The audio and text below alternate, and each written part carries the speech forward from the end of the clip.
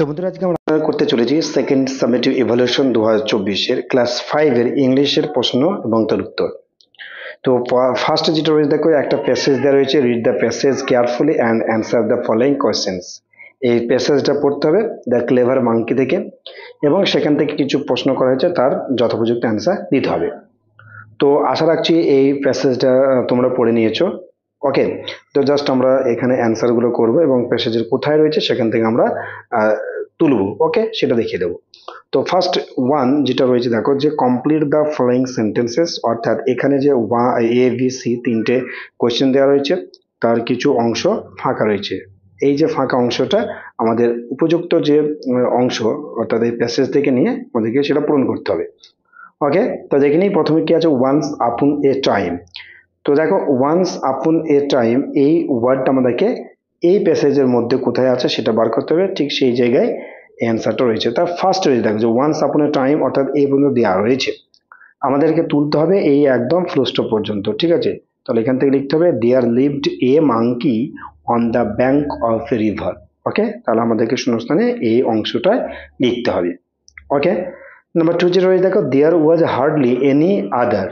কি রয়েছে, দেয়ার ওয়াজ hardly any other, এই ওয়ার্ড অর্থাৎ একটা সেন্টেন্সের অংশ, সেটা আমরা খুঁজে বার করব। তো এখানে দেখা দেওয়া আছে দেয়ার ওয়াজ হার্ডলি এনি আদার, এই এনি আদার পর্যন্ত দেওয়া আছে, বাকি অংশটা লিখতে হবে কি এনিমেল দেয়ার, এটু লিখলে হবে। আর যদি কেউ লিখে so he was in no danger, সেটা হবে, কিন্তু মূল যেটা হচ্ছে এনিমেল দেয়ার, এটা লিখতে হবে। নাম্বার সি রয়েছে, দেখো যে at a distance from the bank, অর্থাৎ নদীর তীরবর্তী থেকে একটু দূরে, এই ওয়ার্ডটা আমরা এই সেন্টেন্সটা দেখবো। ওকে, সেন্টেন্স একটা অংশ, একদম সেন্টেন্স নয়। কি দেখলাম, at a distance from the bank. Okay, তো এখানে রয়েছে দেখি, এই দেখো যে at a distance from the bank, এই পর্যন্ত এখানে দেওয়া রয়েছে, বাক্য অংশ লিখতে হবে। কি লিখতে হবে, there was a huge rock in the river, এটু লিখলেই কমপ্লিট। তাহলে এখানে আমাদের 4.5 নম্বর কমপ্লিট হবে। নাম্বার দুই রয়েছে, দেখো take words from the box and fill in the blanks, অর্থাৎ এখানে যে ওয়ার্ড রয়েছে, যে ওয়ার্ডগুলো রয়েছে সেগুলোর মধ্যে যেটা সঠিক অ্যাপ্রোপ্রিয়েট, সেই ওয়ার্ড দিয়ে আমাদেরকে শূন্যস্থান পূরণ করতে হবে। দেখে নিই কি কি আছে। ফ্ল্যাশ মানে কষ্টকর, টেস্টি সুস্বাদু, প্ল্যান্স পরিকল্পনা, স্টিল। এবার এ নাম্বার যেটা দেখা হচ্ছে the trees on the island had fruits, অর্থাৎ এই দ্বীপপুঞ্জের যে গাছে রয়েছে ফ্রুটস, কি ফল, কি ফল রয়েছে, তাহলে এখানে টেস্টি হবে। ওকে, TASTY, টেস্টি, মানে এই জায়গায় এই ওয়ার্ডটা হবে। দুই হচ্ছে দেখো, অর্থাৎ B number, the monkey found that crossing the river was not very difficult, তাহলে এই জায়গায় আমাদের হবে ডিফিকাল্ট। ঠিক আছে। Number C, the crocodile made many at catch the monkey, অর্থাৎ যে কুমির অনেক কিছু, হ্যাঁ, মাঙ্কিকে ধরার জন্য কি করেছিল, কি প্ল্যান করেছিল, তাই না, PLANS, প্ল্যান্স করেছিল। ডি নাম্বার দেখো, দ্য ক্রোকোডাইল উড লাই, মানে শুয়েছিল অন দ্য রক, অর্থাৎ যে পাথরের উপরে, কি আছে স্টিল হবে, স্টিল, হ্যাঁ, একদম নির্দিষ্টভাবে একদম ওটা শুয়েছিল। তারপর দেখো the wife of the crocodile, ক্রোকোডাইলের স্ত্রী, উইস্ট মানে ইচ্ছা করেছিল, টু টেস্ট খেতে, অর্থাৎ স্বাদ গ্রহণ করতে, দ্য অফ মাঙ্কি, এখানে ফ্লেশ মানে মাংস। ওকে, এখানে তোমার FLESH, flash of the monkey, অর্থাৎ মাংকের মাংস খেতে ইচ্ছা করেছিল। তাহলে এখানে কমপ্লিট হয়ে গেল। চলো তিন নম্বর যেটা দেখি, identify the subject and predicate in the following sentences, subject এবং প্রেডিকেটকে লিখতে হবে, অর্থাৎ আইডেন্টিফাই করতে হবে। তাহলে এখানে the question is difficult to answer, এই যে সেন্টেন্সটার মধ্যে সাবজেক্ট রয়েছে, কি সাবজেক্ট আমরা বক্স করে দিয়ে দিচ্ছি দ্য কোয়েশ্চেন, আর প্রেডিকেটটা আন্ডারলাইন করছি, ইজ ডিফিকাল্ট টু অ্যান্সার। ওকে, তাহলে প্রথম কটা অংশ হচ্ছে সাবজেক্ট, দ্বিতীয় অংশটা হচ্ছে তোমার প্রেডিকেট। বি নাম্বার দেখি, the teacher are the makers of the nation, তাহলে এখানে টিচার হবে, are the makers of the nation তোমার প্রেডিকেট, তাহলে এখানে এস, এটা হচ্ছে পি লিখলাম।